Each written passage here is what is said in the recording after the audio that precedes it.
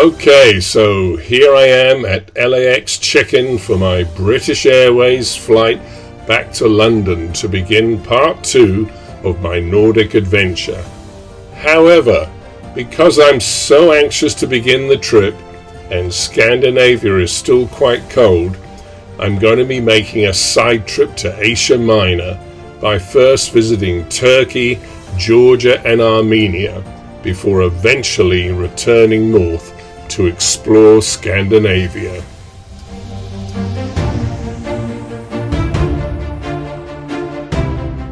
Arriving back in England in early April, I found that London was still experiencing the last remnants of winter, with frosty mornings and occasional hailstones.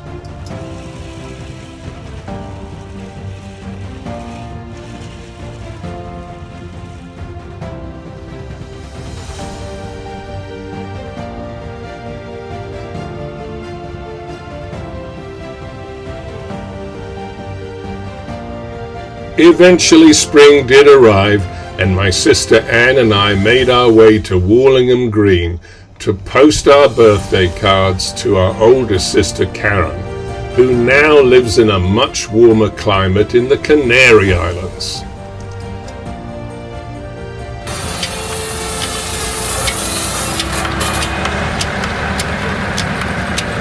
Spring activities in England prior to crossing the Channel included attending a tractor event with my nephew Anthony, catching up with some old friends, and changing the oil on Bat. Eventually, however, the day to depart arrived, and I left my sister's family and headed to Dover for the Channel crossing.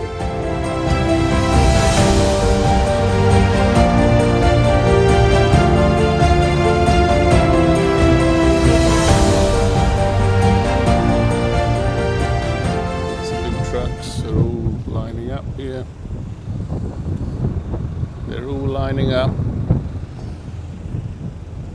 getting ready to go. Ships are over there somewhere, you probably can't see them.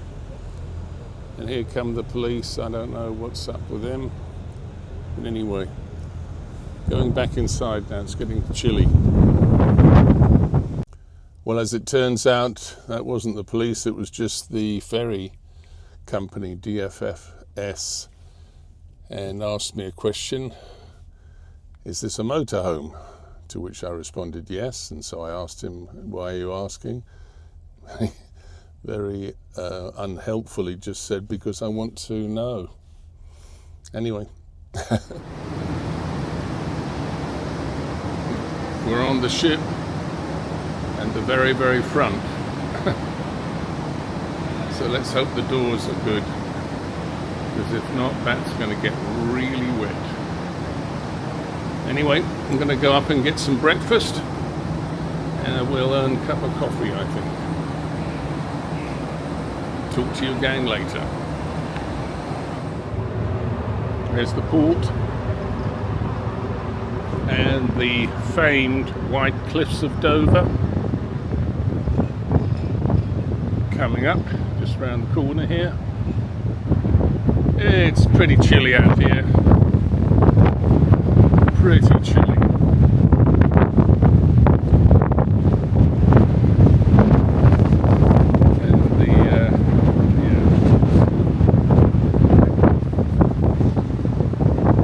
A couple of days after crossing the Channel, I arrived at Bliss Mobile for an appointment to get some upgrades installed on the living unit, including mounting a new antenna to improve Starlink reception in the cab while in motion. The team at Bliss are a really talented bunch of guys, and I'm always happy to see them again as they work to provide the very best experience with their product. After visiting Bliss, it was off to another location in the Netherlands to get my tyres replaced.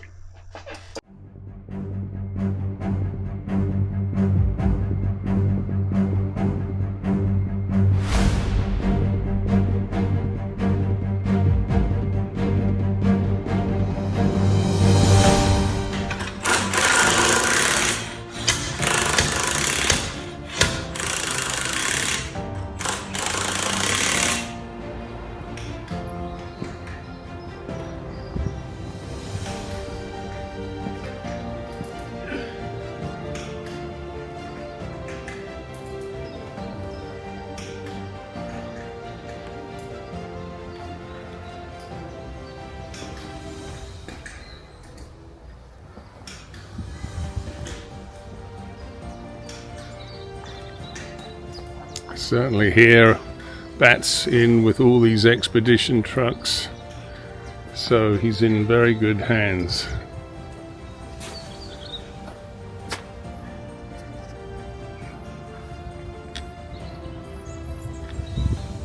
Very good hands. A little bit nervous because he's got just 2 wheels, but the other 4 wheels are off. But yeah.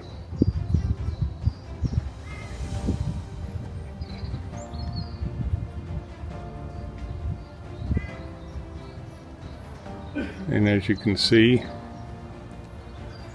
there's a whole load of other expedition vehicles here. Yeah, these 2 very nice looking trucks. Very nice looking Mercedes with the Bliss box, MAN. And then 2 more MAN trucks here from Germany. Also with Bliss boxes, yeah, all Bliss boxes. Yeah. And then, what else do we have here? We got some more trucks. And another German MAN truck with the Bliss box 6x6. And here are the first 2 of my tires. Awesome. And there are some more of my tires. And here are the guys installing them. Doing a great job. Checking for leaks. Yeah. And what you can't tell on the video is the absolutely awesome smell of rubber here.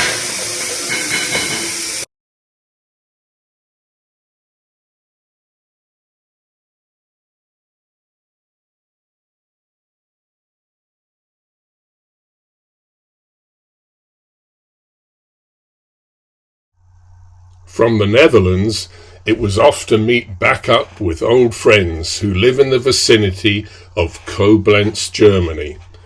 We first met Rainer and Elfie in the Yukon back in July 22. Remember this picture from prior episodes? Well, it was absolutely lovely to spend time with these 2 again and catch back up with each other's lives and adventures, as they took me on a tour of an interesting area where the Rhine and the Mosel rivers merge. We toured a fortress that overlooks the confluence point, along with the Kaiser Wilhelm Monument. Towards the end of the day, we also took a quick look at the World War II bridge at Remagen, which allowed US troops to cross the Rhine for 10 days before it was eventually destroyed by German forces in March 1945. All good things eventually come to an end, and the following day it was time to say goodbye to Rainer and Elfie. Until next time, thank you very much for my wonderful stay. Koblenz, it was off to Munich to meet Werner and Tabia. We first met these guys in March of 2020 in California, although we have met again on several occasions since. Werner and Tabia had just within the last 3 weeks or so welcomed their first baby into this world, so it was exciting to see them as new parents.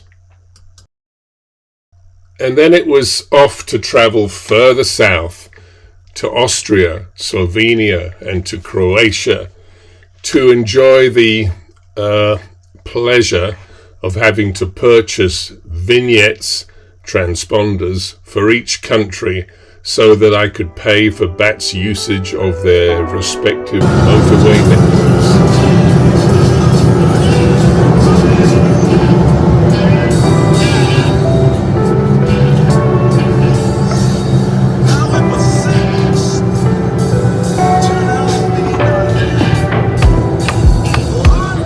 Entering Croatia.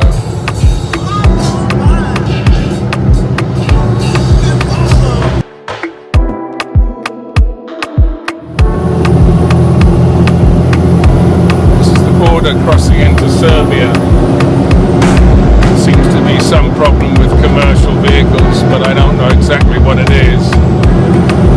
Anyway, I'm just going to follow the cars to the front of the queue, see what happens. Well, here we are at the border with Serbia, and as you can see, there's quite a queue to get in. Actually, the queue to get out of the EU was pretty long also. Anyway, it's a nice day, lots of cars, and here I am. Bye for now.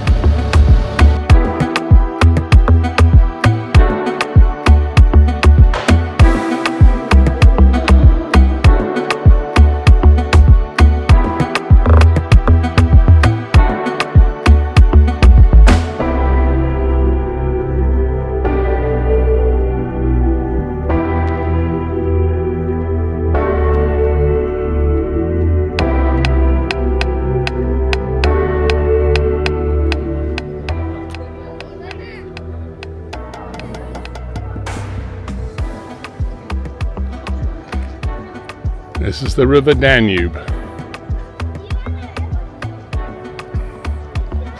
And over there in the distance is BAT.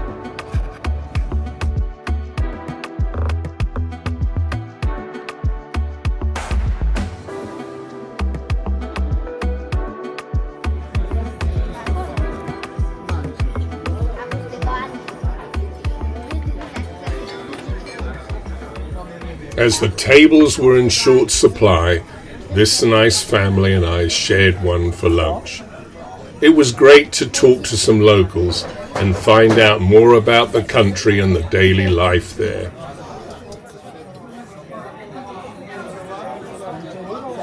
After hearing that it was okay to park overnight, I spent one little bit noisy evening there on the banks of the Danube, as the locals were rather curious about BAT, and such curiosity did not die down until well after 11 p.m. that evening.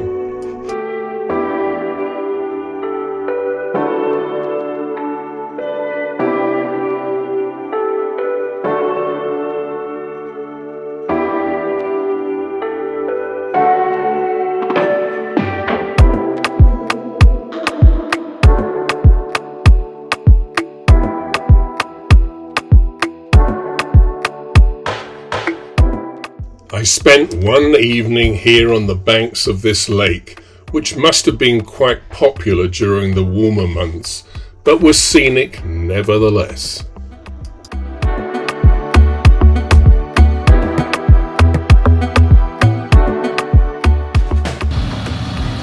Here we are leaving Serbia at the border, and right over there is the Bulgarian border for the EU. Pretty interesting crossing, I'll explain later. The young border guards shown here were friendly and courteous to me, but the older, more senior guards were intent on trying to find guns or drugs in my gear, and so required that I pull out all of the storage bags in the cab to search for the same. They were particularly interested in the remote controls for the winches, believing that they were some type of electronic detonator or something similar. Anyway, eventually they lost interest and I was allowed to exit the country.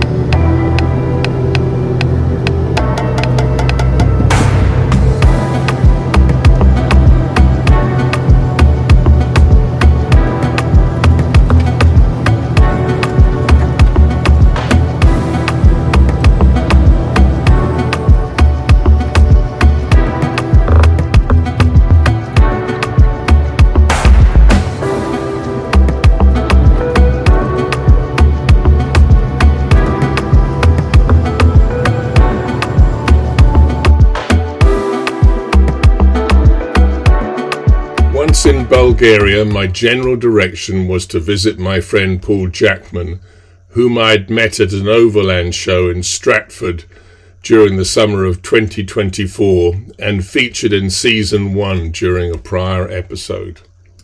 The road toll system in Bulgaria for trucks 3.5 tons and over is absolutely crazy. The system requires that you enter the destination and it will tell you the route by which you must travel to get there. Remember, Bulgaria is in the EU and therefore supposedly a free country, but they still insist that you travel by a specific route to get to your destination.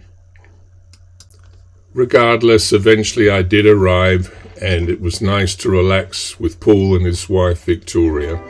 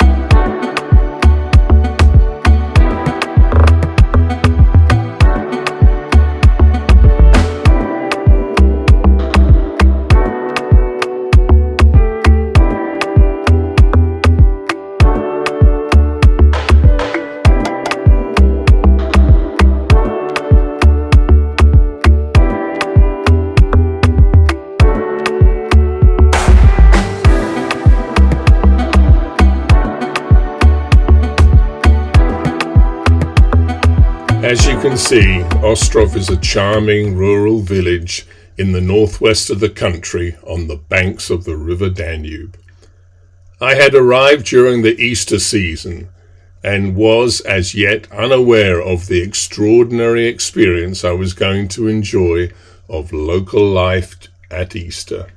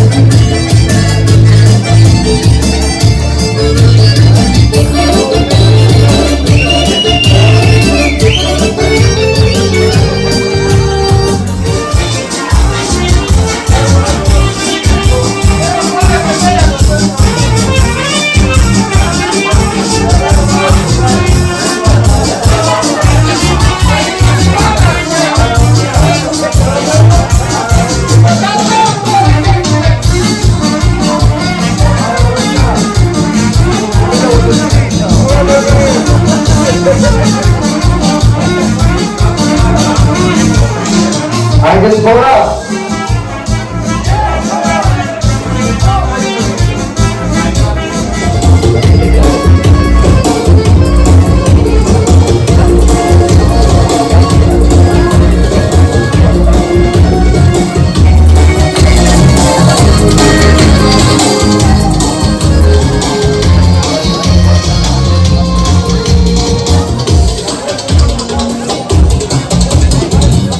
And then, just as suddenly as the dancing had begun, the music stopped, and all the partygoers got into their cars and drove to the village church.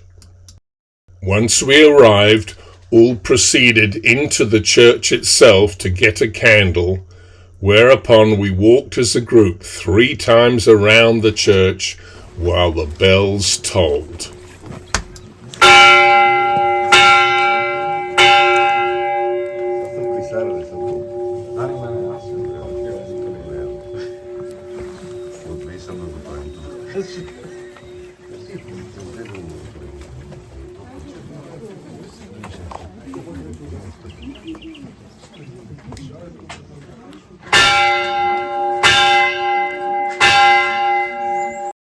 extraordinary experience in Bulgaria was drawing to a close, and it was time for me to head off to Turkey. But that, my friends, as they say, is a story for another day.